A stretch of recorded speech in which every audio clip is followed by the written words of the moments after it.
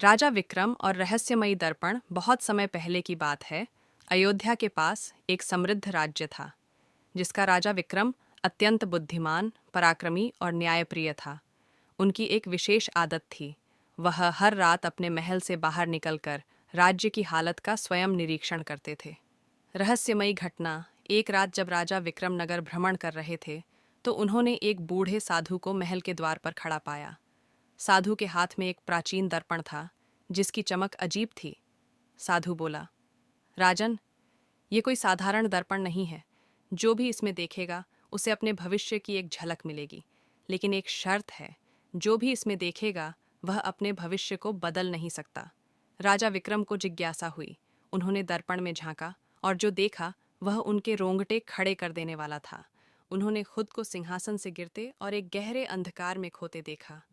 राजा की बेचैनी दर्पण देखने के बाद राजा विक्रम का चयन खो गया। वह सोचने लगे कि यदि भविष्य बदला नहीं जा सकता, तो क्या वह सचमुच अपना राज्य खो देंगे।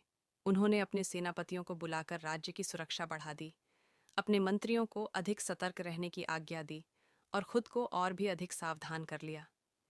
एक अजनबी की चेतावनी कुछ महीनों बाद एक अजनबी राजमहल आया और बोला, राजन, आपकी प्रजा आपसे खुश नहीं है। आप अकारण ही अपनी सेना को मजबूत कर रहे हैं, जिससे जनता में डर फैल रहा है। कहीं ऐसा न हो कि आपकी यही सावधानी आपकी हार का कारण बन जाए। राजा सोच में पड़ गए। उन्होंने तुरंत अपने व्यवहार पर गौर किया और महसूस किया कि दर्पण में जो देखा, उसी भय के कारण वे कठोर निर्णय लेने लगे थे। दर्पण की सच्चाई राजा विक्रम ने तुरंत उस साधु को बुलाने का आदेश दिया, लेकिन वह साधु कहीं नहीं मिला। तभी एक वृद्ध मंत्री ने कहा, राजन, वह साधु कोई आम व्यक्ति नहीं था। वह आपको यह सिखाने आया था कि भाग्य से अधिक महत्वपूर्ण हमारे निर्णय होते हैं। यदि आप डर के कारण गलत निर्णय लेंगे, तो वही भविष्य बनेगा जो आपने दर्पण में देखा।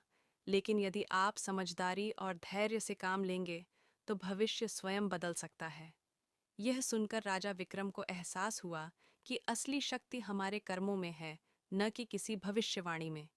उन्होंने फिर से अपनी प्रजा के हित में निर्णय लेने शुरू कर दिए और जल्द ही उनका राज्य पहले से भी अधिक समृद्ध हो गया।